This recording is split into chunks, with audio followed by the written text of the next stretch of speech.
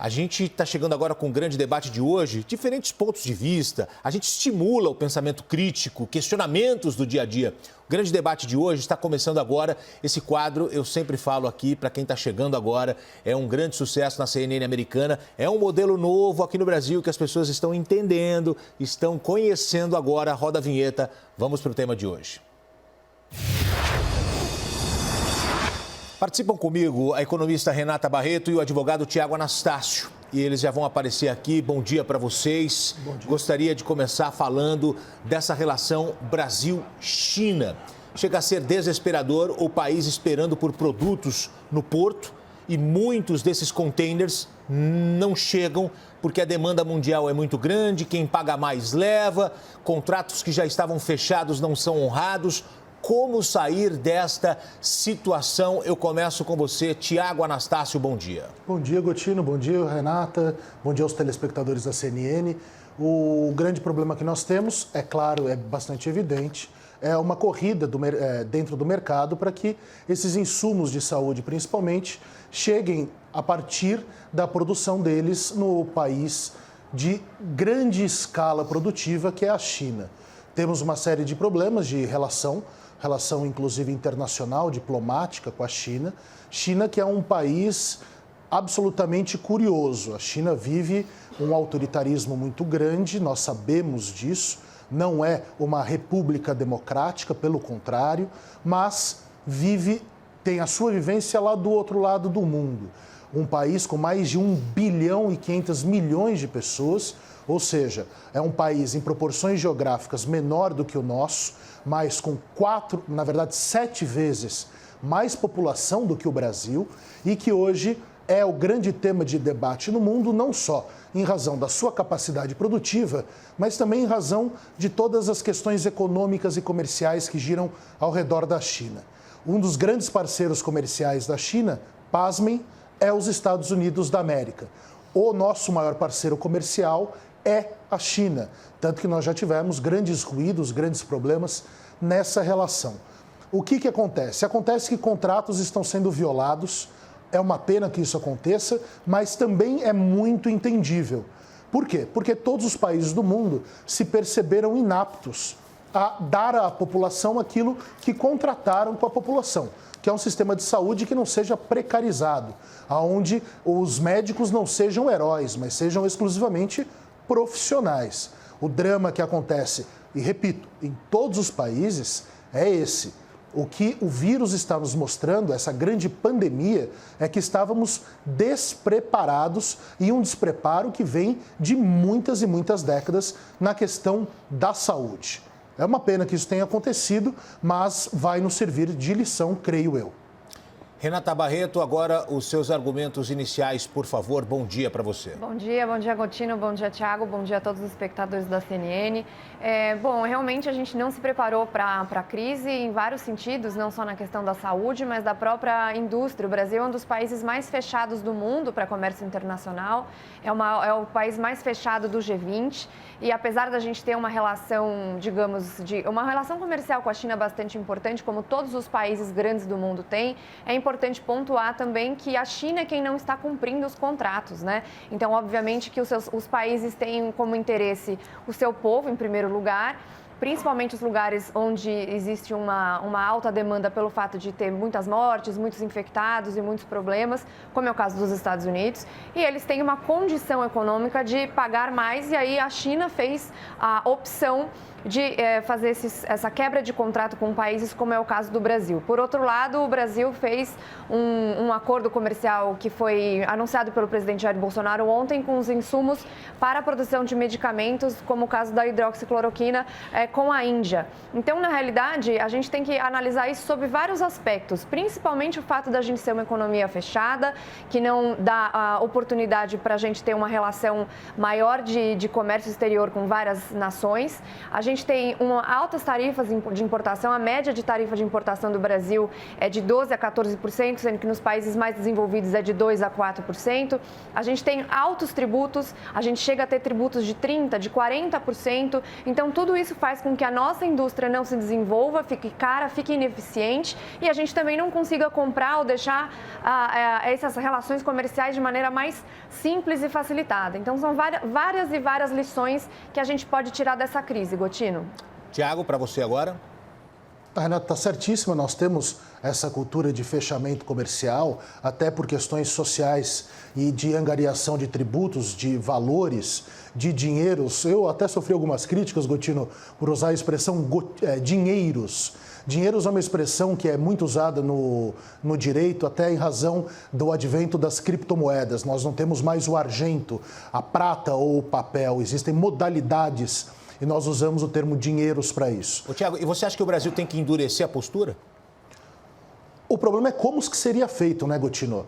Endurecer a postura agora, por exemplo, com a China, geraria mais problemas do que alguns grandes pensadores brasileiros.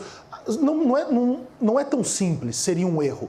O correto seria nós batermos a mão na mesa e afirmarmos os contratos devem ser cumpridos, que é uma regra geral de direito, não só de direito interno, mas também de direito internacional. O problema que nós temos é que não é a hora disso. Por exemplo, aonde nós iríamos discutir? Na OMC, na Organização Mundial do Comércio, iríamos fazer uma denúncia na OMC contra a China? Obviamente que isso não geraria absolutamente nada. Nesse momento, criaria-se mais ruídos numa relação que está estremecida, graças a grandes equívocos, eu acho que nós vamos chegar nisso, com a China. Serve de lição, a lição está colocada, né? Acho que nós já chegamos a um consenso aqui nesse programa que nós temos problemas comerciais, amarras, como colocou a Renata, e nós temos dois grandes problemas fundamentais no Brasil para além da economia, mas a economia que não deve ser afastada do problema, ela faz parte de um todo fundamental, que é saúde e educação. Saúde precarizada e educação de ponta científica, de estudos, de análises também precarizada e em grande parte em razão deste governo e também de governos anteriores. Renata, você acha que o Brasil deve endurecer a postura para garantir os insumos necessários? O Brasil não tem como fazer isso, ele não tem nenhum tipo de moeda de troca suficiente para fazer isso com a China. E cabe lembrar também o seguinte, eu trabalho com investimentos, né, meu trabalho principal, e eu tenho uma carteira grande de pilotos de avião que trabalham na China e consigo até ter um pouco de noção de como funcionam as coisas lá. E os contratos desses pilotos, contratos de 2 anos, de 5 anos, também não foram respeitados tão logo a pandemia chegou. Então essas pessoas tinham um salário combinado para aquele tempo. Então, logo a pandemia chegou, os contratos feitos entre as companhias aéreas chinesas e os pilotos foi simplesmente rasgado e jogado no lixo e não tem para quem correr. Não existe uma justiça efetiva na China porque é uma ditadura comunista. Então, tudo isso a gente tem que pontuar que, assim, não tem como o Brasil endurecer qualquer tipo de postura. O Brasil não tem dinheiro suficiente para competir com os Estados Unidos ou com outros países mais ricos que a gente, até pela nossa moeda muito desvalorizada. Então, são várias questões aí que não tem como endurecer mais a postura. O Brasil tem como pedir para outros países, não só a China, esses insumos e tentar, de alguma maneira, acelerar essa produção internamente, inclusive baixando os impostos para importação de bens de capital fixo, porque o Brasil tem uma desindustrialização muito forte. A gente não tem capacidade de produzir muitas coisas, mas a gente talvez teria, se a gente conseguisse comprar mais barato desses países, conseguisse importar mais e não ficasse nessa ideia protecionista de que a gente tem um país mais forte com uma indústria tão fechada. Qual a saída, Tiago? Política da boa vizinhança, por exemplo, o Brasil tem feito isso com a China? Não, evidentemente que não, né, Gotino? Todos nós sabemos, quem está ligado na CNN ouve diariamente todos os problemas que nós temos a partir da violação das ideias e da história do grande barão do Rio Branco e depois que vai nos gerar o Instituto Rio Branco, que vai nos gerar Oswaldo Aranha, que em 1948 cria inclusive o Estado de Israel, um herói nacional em Israel, brasileiro, que foi, inclusive, chefe da Assembleia das Nações Unidas, quando a ONU está sendo formatada. O nosso grande ativo para o direito internacional, para a política internacional, sempre foi a nossa diplomacia. Nós somos os melhores nisso, ou pior, fomos os melhores nisso. Hoje estamos sucateados nessa situação, nesse status que antes onde já fomos os grandes nomes no mundo inteiro. Nós tivemos grandes heróis, inclusive na nossa diplomacia, que são aplaudidos no mundo inteiro.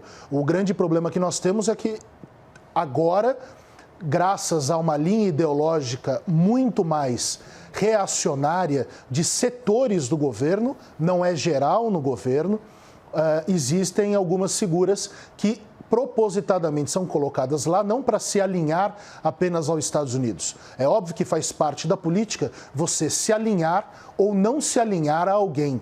O grande problema é se alinhar de forma cega e, mais importante, criando inimizades. Criar uma amizade mais próxima não significa criar inimizades com o outro.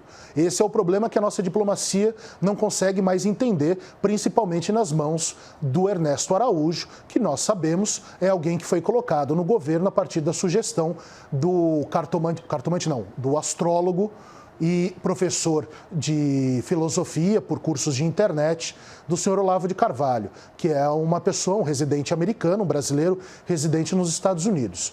Essa linha de afronta no direito internacional viola a base, que é a diplomacia. Podemos ser mais amigos dos Estados Unidos? Podemos, mas não precisamos ser inimigo do outro.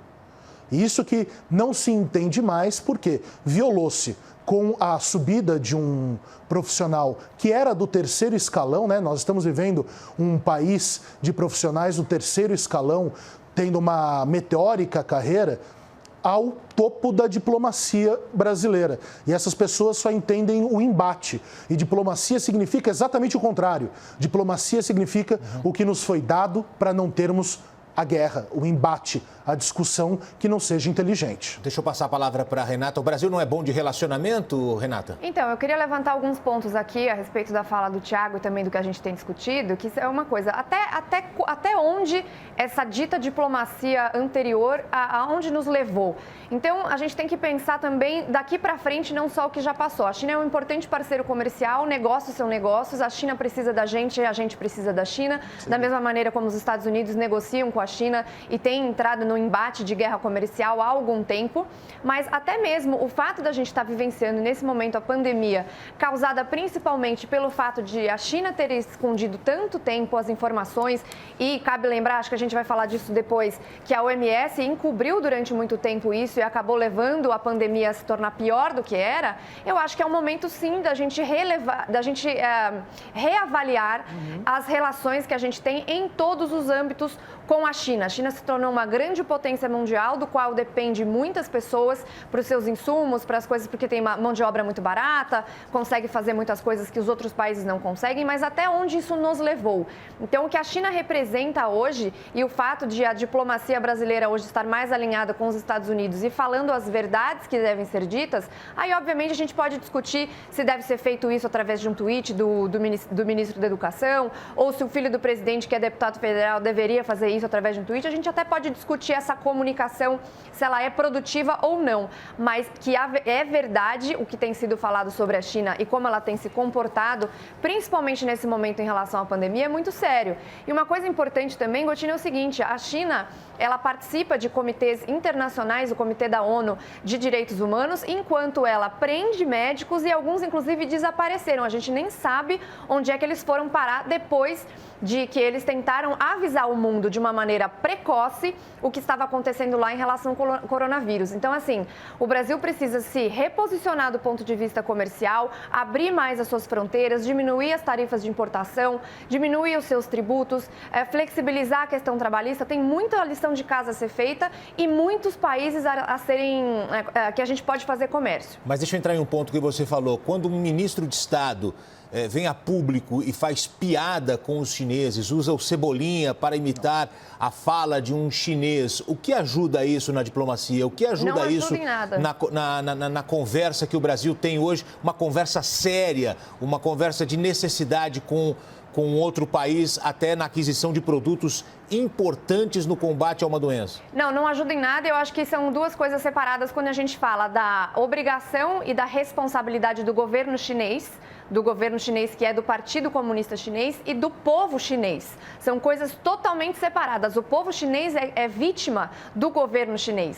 Então, eu acho que a piada, qualquer coisa nesse sentido, não ajuda, atrapalha, mas as verdades a respeito da China e da sua responsabilidade em relação à pandemia devem ser faladas, e isso deve ser levado para várias esferas. Direitos humanos, inclusive, a questão dos contratos que não são honrados, tudo isso deve ser conversado, e a gente precisa reavaliar essa posição não só do Brasil, mas de outros países. Agora, o ministro fazer piada com isso realmente não ajuda ninguém, Gotino. Ainda nesse campo, o diplomata brasileiro Roberto Azevedo, diretor-geral da OMC, que foi mencionada pelo Tiago, a Organização Mundial do Comércio, ele disse ao diretor do CNN Business, Fernando Nakagawa, que a ação de países de interceptar produtos médicos vai gerar sequelas no comércio internacional. Vamos ouvir. Países que, num primeiro momento, tomaram essas medidas para restringir a exportação de produtos que eles fabricavam, de repente se viram vítimas dessa mesma situação, de incerteza de suprimento. Então, fica claro que a lei da selva, vamos dizer assim, nessa situação, não é boa para ninguém. O importante é nós termos algum tipo de coordenação, algum tipo de sensibilidade para o fato de que precisamos, é uma crise que afeta todo mundo, nós todos temos que nos ajudar. E eu acho que essa sensibilidade está começando a acontecer de uma maneira um pouco mais clara. No pós-pandemia, podemos ter sequelas, podemos ter atritos diplomáticos, já que alguns países estão se sobrepondo a outros financeiramente para conseguir produtos para os seus próprios países, deixando outros sem. Tiago, você. Sem dúvida nenhuma, Gotino. Nós teremos sequelas, eu acho que teremos sequelas por todos os lados, mas o grande ponto não é simplesmente a sequela negativa, também a alteração orgânica de muitas coisas que será positiva. Por exemplo, volto ao tema, vocês me desculpem, mas é o que é fundamental e o que mostra todo o nosso subdesenvolvimento e também o subdesenvolvimento de outros países. A Renata colocou agora há pouco a questão da China ter mentido. Imediatamente antes de entrarmos nesse debate, soube-se, a CNN acaba de veicular, que o presidente americano também mentiu, porque foi informado sobre a gravidade da pandemia meses antes. Nada fez, silenciou e de repente apareceu com um remédio milagroso. Esse remédio que, convenhamos, nós estamos aqui debatendo há tanto tempo e já nos perdemos tamanhas informações e, como eu coloquei ontem, diante da dinâmica das descobertas. Ontem mesmo, a médica foi ouvida aqui na CNN, que agora faz parte do gabinete, fez uma afirmação que depois foi negada pelo Hospital Albert Einstein sobre o uso da cloroquina em pacientes antes do vírus da Covid-19, da doença, se tornar grave. Então, evidentemente que o mundo é dinâmico, teremos sim sequelas, mas eu tendo a ver as coisas pelo lado positivo. Sobre a questão comercial, a Renata é especialista, eu me permito só uma observação, mas dentro da área do direito, fundamentalmente do direito internacional, que é um instrumento da política que nós temos. A nossa diplomacia sempre foi a mais celebrada do mundo. Vamos deixar isso bem claro. A China é regida pelo Partido Comunista, é claro. Muitas pessoas desapareceram na China, é verdade. Jornalistas são silenciados, é verdade. É um Estado totalitário, é verdade. O que nos causa espécie é que esse tipo de conduta dos comunistas chineses hoje seja aplaudido e muitas pessoas queiram que volte à era das trevas no Brasil. Muitos simpatizantes do governo ou até outros que não são simpatizantes, que são os extremistas da esquerda, do outro lado do problema. Porque vamos nos lembrar, a ortodoxia faz todos os extremos se encontrarem do outro lado da curva. É isso que precisa ficar bem claro.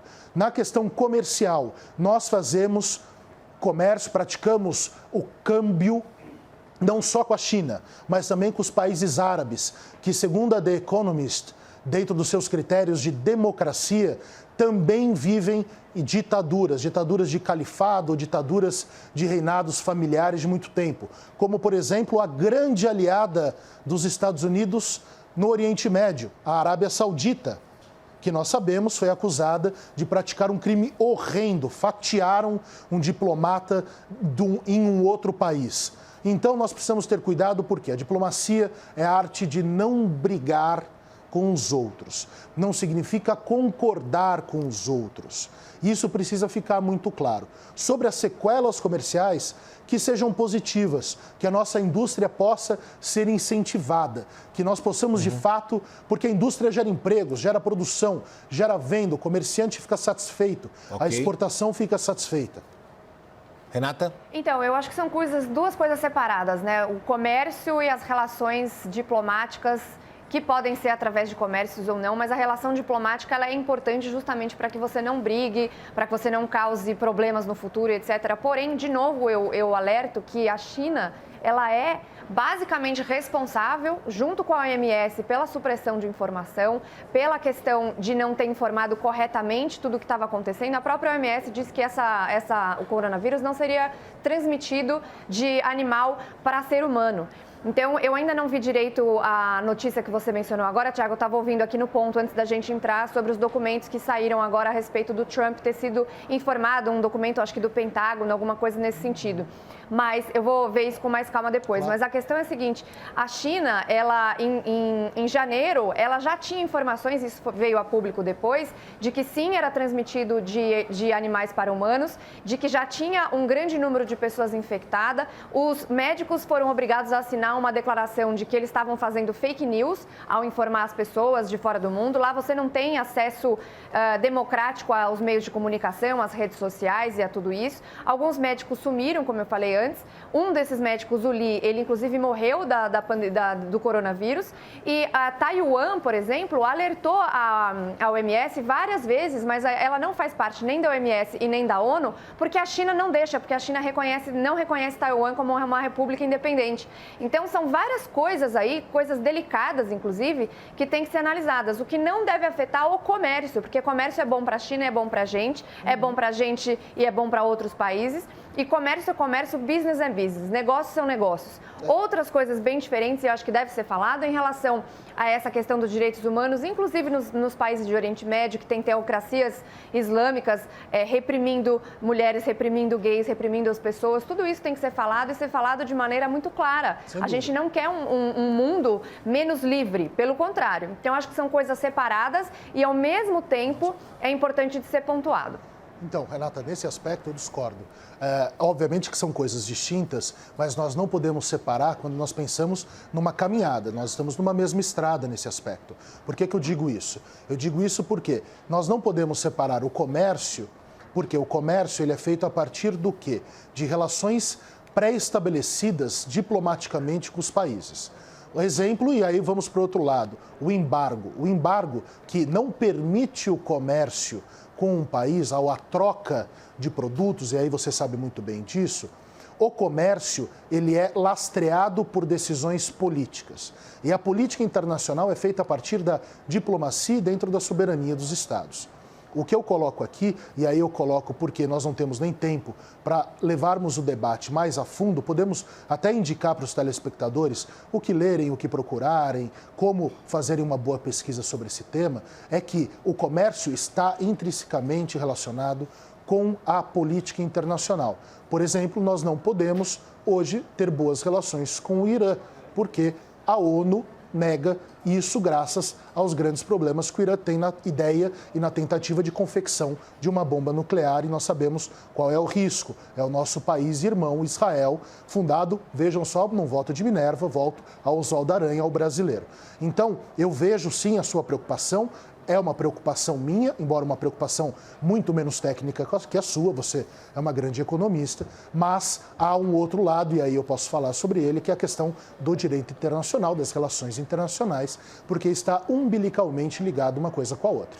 Então, embora a gente tenha que ver a questão política e de direito internacional, inclusive as cortes supranacionais, como você citou, a OMC, etc., o mais importante dentro de uma relação comercial é se é bom para as duas partes. Então, se a China ou qualquer outro parceiro comercial faz sentido para eles, porque vai ser mais barato ou ele vai conseguir um valor maior, tem que ser bom para as duas partes. Então, o comércio ele é feito basicamente dessa forma e é por isso que políticas protecionistas não funcionam. Primeiro, porque você precisa, quando você tem uma política protecionista, na verdade, você até reduz a renda das pessoas de dentro do seu país, você reduz a competitividade internacional, você aumenta muito os custos, como eu falei antes, de maquinário, até de tecnologia e outras coisas nesse sentido. Então, a relação de comércio, e aí você tem algumas exceções, como, por exemplo, o embargo dos Estados Unidos a Cuba, por um problema que eu concordo, inclusive, mas não é 100% explicado pelo embargo, o problema de economia de Cuba.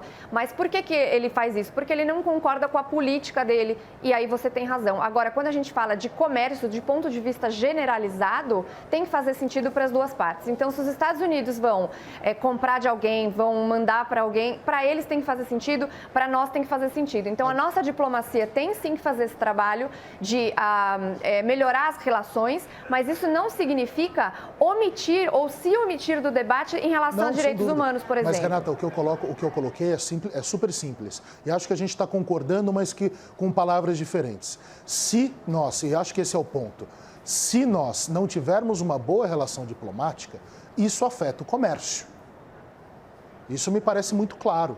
Né? Essa é uma grande verdade, um grande fato do mundo. Deixa eu pegar desse ponto para a gente ir para o próximo tópico, porque eu tenho outros temas aqui para compartilhar com vocês. Claro. A gente falou agora em sequela no relacionamento. O presidente dos Estados Unidos, Donald Trump, diz que vai suspender a contribuição financeira do país à OMS, que é a Organização Mundial da Saúde. Ele acusa a OMS de proteger a China e ele acusa a OMS de mau desempenho da organização no combate à pandemia. Pergunta para você, Tiago, é desvio de foco ou é pertinente a irritação de Donald Trump? Vamos lá, Gotino. Nós falamos por bastante tempo ontem aqui sobre a dinâmica desse vírus e do comportamento dos líderes mundiais diante das descobertas que estão sendo feitas há 1 mês e 15 dias. Agora, dentro de um discurso do presidente Trump, nós sabemos que ele ataca a OMS, falando que ela foi negligente em relação às informações.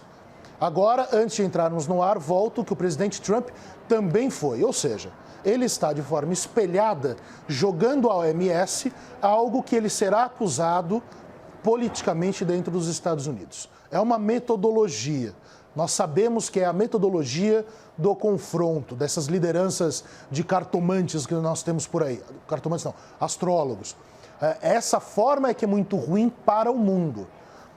Por quê? Porque a OMS foi sendo informada pela China, e a China, com todos os seus problemas, não deve ter informado a OMS, nós não temos acesso a esse tipo de documentação, como a OMS deveria saber. A OMS não pode intervir na China.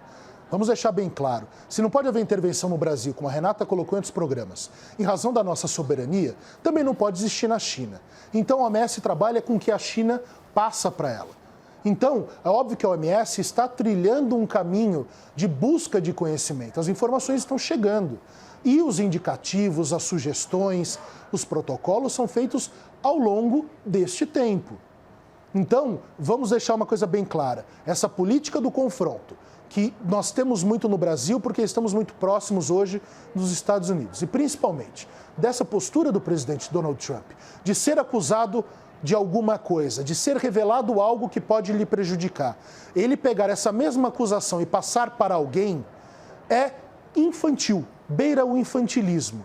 Nós sabemos o que é isso, uma briga de moleques no segundo colegial. Então vamos deixar uma coisa bem clara, não é momento de política. Todos estão sendo informados ao longo do tempo.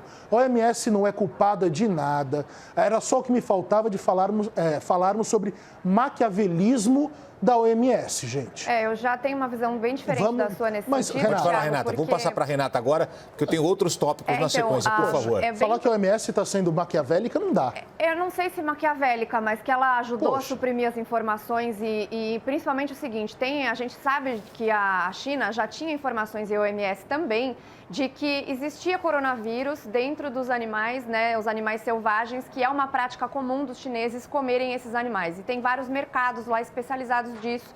O mercado, inclusive, que é o epicentro de toda a crise em Wuhan, da onde saiu a ideia de que a pessoa comeu um morcego e aí desse morcego ele foi transmitido para humanos. Então, a China, todo mundo sabe que tem informações suprimidas ou distorcidas, etc. E a OMS tem falado sempre que a China é um exemplo, que a China funciona, que as informações que eles passaram eram as corretas, em vez de falar a realidade que eles já sabem desde 2007. Não, desde 2007 eles sabem do perigo do coronavírus. Mas aí tem uma outra situação.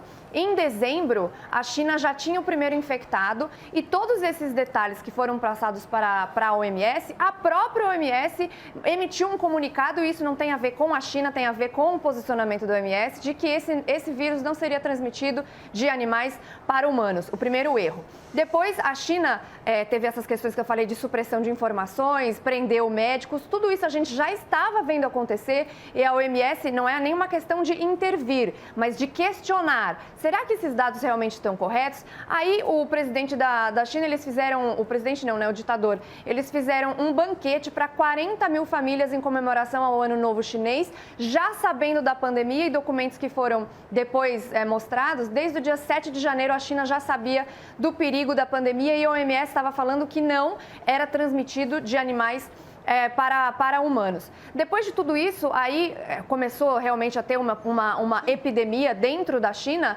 e o Taiwan fez um aviso em janeiro novamente de que aquilo era muito perigoso e a OMS de novo suprimiu ou distorceu ou não informou corretamente aquilo que Taiwan já estava alertando. Então, a OMS, ela tem um papel crucial na divulgação dessas informações e até no questionamento das informações que a China passa, porque, como a gente vê, a China não é confiável, nunca foi confiável na hora de passar as informações. Então, isso é bastante importante da gente analisar. Depois de tudo isso passado, a OMS ainda fez alguns outros questionamentos ou algumas outras recomendações que a gente viu que eram completamente furadas, como, por exemplo, que não era necessária a utilização de máscaras, de que a epidemia não seria tão grave assim. Okay. E só para terminar, Gotino, ontem eu citei um estudo, e volto a citar novamente, da Universidade de Southampton, de que se a China tivesse feito corretamente as coisas e a OMS tivesse questionado isso, a pandemia seria 95% menor. Antes de mudar de tópico, o Thiago quer falar que ele está indignado aqui, balançou a cabeça. Não é questão de indignação, não é isso. É de não concordar com o argumento por uma razão muito simples. Vejam só como a ausência de conhecimento, e aí não é da Renata, é uma questão muito ligada ao direito, como isso gera uma série de problemas. Houve uma denúncia de Taiwan contra a China. Taiwan é uma inimiga da China. Seria a mesma coisa que Cuba fazer uma denúncia contra os Estados Unidos da América e a ONU, OMS, OMC tomarem providências sem nenhuma prova concreta. Eu volto à questão dinâmica. Mas a prova não está aí agora? A prova está aí, mas a prova aparece agora. Estão exigindo que coisa de 4 meses atrás tivesse um outro rumo, porque a prova não existia. É de janeiro. Gente, vem cá, nós estamos falando aqui há tempos sobre o presidente da República, que o Jair Bolsonaro está aprendendo, que ele está se resguardando com pessoas, que as informações estão sendo chegadas e, que bom como ele é digno de estar mudando as suas posições. Agora, tudo pode o Brasil, mas a OMS começa a ser criticada. É isso que eu estou falando, é sobre método. Mundial de Saúde, é sobre ela tem essa obrigação. E o presidente da República e o presidente americano também. As informações não podem ser suprimidas, Renata. Não, então, mas agora, eu concordo a China, você bem colocou. Mas o problema foi que, deixa eu te interromper rapidamente, mas aqui a OMS, ela é a Organização Mundial de Saúde. Ela confiou plenamente nos dados que estavam falando, que a China estava falando, sendo que já havia denúncias de Taiwan, e cabe dizer que é o seguinte, o problema não é Taiwan ser inimigo da China. O problema é que a China não reconhece Taiwan como uma república independente. Claro, o que faz a ONU e a OMS não reconhecê-las, o Taiwan não tem nenhum lugar na ONU ou na OMS. Taiwan não foi capaz de apresentar e não poderia, porque é impossível essa prova. Como é que Taiwan vai conseguir provas concretas de que a China está suprimindo informações? Ela pode indicar a partir da observação. Agora, pedir para um órgão internacional... Não, mas Taiwan não falou sobre isso, são da coisas supressão de diferentes, informação. Renata. Não. É isso que eu Taiwan estou querendo falou explicar. sobre a questão dos animais, da transmissão de animais para humanos.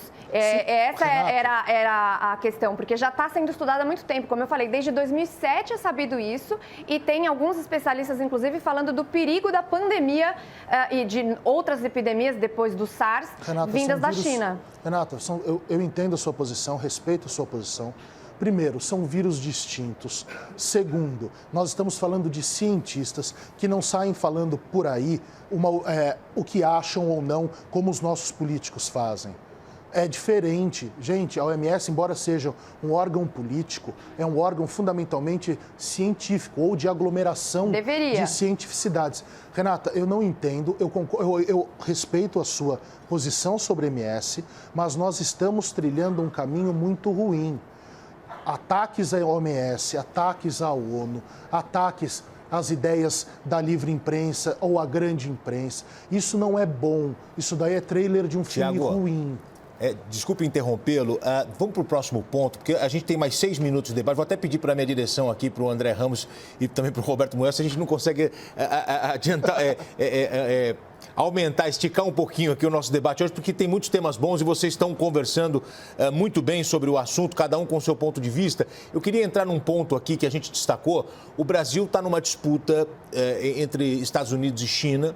O Brasil se alinha muito mais aos Estados Unidos hoje, mesmo tendo a China como seu principal cliente no comércio exterior. A pergunta é, essa política nacionalista observada hoje, ela é muito mais internamente dentro do país do que nas relações exteriores? Começa com você, Thiago. Então, esse é um outro problema, aí nós vamos abrir mais 1h30 de discussão entre eu e a Renata aqui, né? Nós vamos entrar na ideia do nacionalismo, o nacionalismo muitas vezes desenvolvimentista e tantos outros fatores. Eu, particularmente, eu gostaria até de fazer a gracinha que se faria num bar, num papo de amigos aqui. Quando Estados Unidos e China brigam, eu acho que o pessoal do nosso tamanho tem que ficar dentro da trincheira e não se meter nisso. Me parece mais prudente. Primeiro, porque eles são trilionários. Segundo, porque nós estamos falando das duas maiores potências dentro da ideia de moeda de troca, como a Renata bem colocou na primeira fala dela. Terceiro, são os dois maiores poderios militares do planeta. Então, esse tipo de briga, e é por isso que eu repito, vou repisar sobre a democracia, sobre a diplomacia. Por isso que nós temos que ser diplomáticos. Se nós somos os mais fracos numa briga e nós somos amigos comerciais dos dois, nós não tomamos partido. E nós estamos tomando partido, inclusive com delitos sendo cometidos, delitos de cunho racial pelo senhor ministro da Educação, sobre o qual eu não tecerei comentários, porque ele se coloca como um professor que escreve errado. Então, eu não falarei desse senhor, eu me recuso, eu posso aplaudir o Paulo Guedes, posso aplaudir o Sérgio Moro, posso aplaudir quem for quando age bem. E aplaudo o Paulo Guedes nesse momento, aplaudo outros como o da infraestrutura, não tenho problema nenhum com aplauso quando o canto é bom. Agora, sobre o ministro da Educação cometendo racismo contra um povo, e não é contra o Estado chinês, contra um povo, eu não me manifesto. Racistas de jeito nenhum terão nenhum tipo de palavra que saia da minha boca. Agora, sobre a questão do desenvolvimento, a minha posição é bem clara. Nós estamos politizando um momento de grande crise, nós estamos tomando partido, um partido cego, ou seja, a tomada é cega, nós passamos a acreditar no presidente americano de forma fechada e estamos criando brigas com um antigo amigo comercial. Amigo comercial desde a época do senhor Ernesto Geisel, o penúltimo presidente militar que nós tivemos depois do golpe de 64. Então, a coisa não é tão simples. Precisamos de diplomacia. Vou repetir, diplomacia. O desenvolvimento, a questão do nacionalismo, é um dos grandes problemas dos países subdesenvolvidos. Faz parte do discurso o nacionalismo. Precisamos insuflar as pátrias, o amor às bandeiras.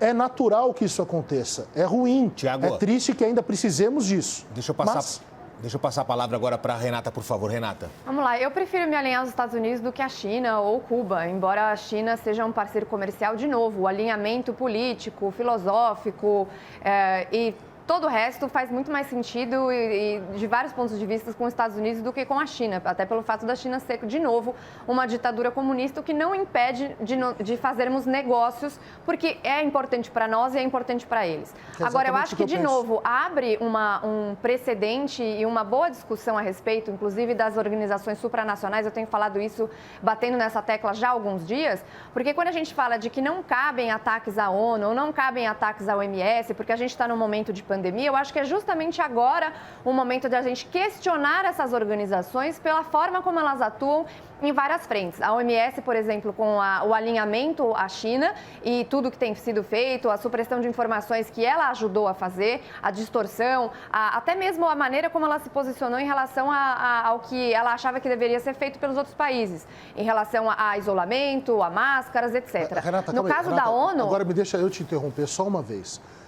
Você está dizendo que a OMS suprimiu propositadamente, aí eu vou usar a expressão jurídica, com dolo, sabendo e de forma livre, consciente, suprimiu informações. Caberia a um tribunal internacional julgar isso, Tiago, mas me parece que... Não, é a questão da sua afirmação. Não, a OMS, ela foi, na minha opinião, ela não ajudou em absolutamente nada quando ela, primeiro, acreditou nas informações que a China estava passando, sabendo que a China é uma ditadura e tinha problemas de várias ordens, inclusive de informação e também na parte de direitos humanos, e ela fez várias afirmações concretas de quais seriam as medidas que os países deveriam tomar, que a gente viu que não eram corretas.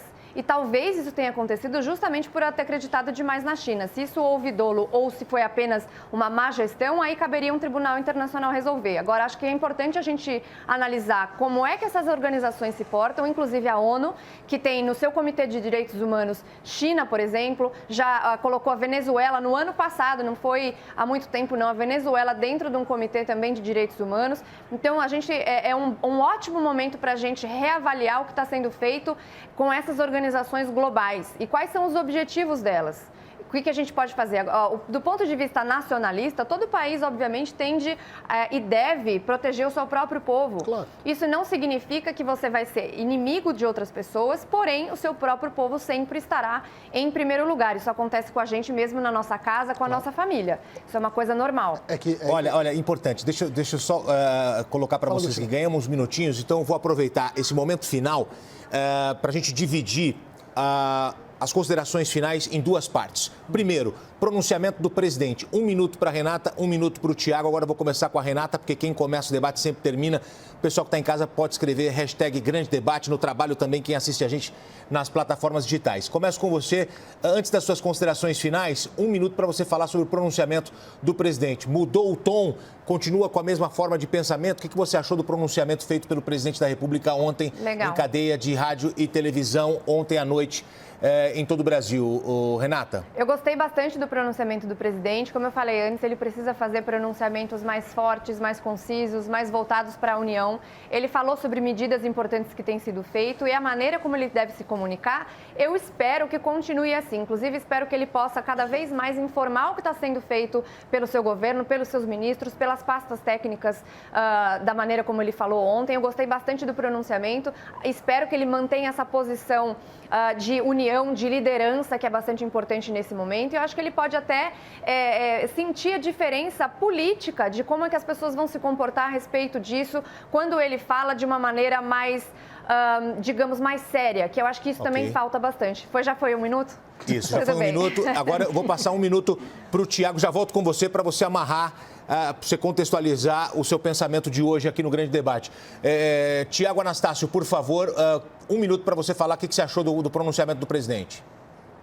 O presidente da República fez um pronunciamento bastante claro, apontando para estados e municípios que teriam liberdades, logo, imediatamente depois, soube-se que havia uma liminar do Supremo Tribunal, do ministro Alexandre de Moraes, falando exatamente o que eu falei aqui na semana passada, ou seja, que existe uma concorrência constitucional sobre a questão da saúde. Foi um pronunciamento muito mais sóbrio do que algumas psicodelias que nós vimos em anteriores, mas foi um apontamento para a nação mais curto. Ele não falou de improviso, ele não expôs as próprias ideias, expôs as ideias dos ministros que o têm pressionado para que ele tomasse essa atitude. Então eu não vejo como um problema. A única coisa que eu vi como um problema foi o que nós soubemos hoje sobre a questão do Dr. Roberto Kallil, porque o médico que tratou o Roberto Kallil, esse grande cardiologista aqui de São Paulo, afirmou que não se tem nenhum elemento para dizer que foi a cloroquina que salvou o Dr. Roberto Kallil.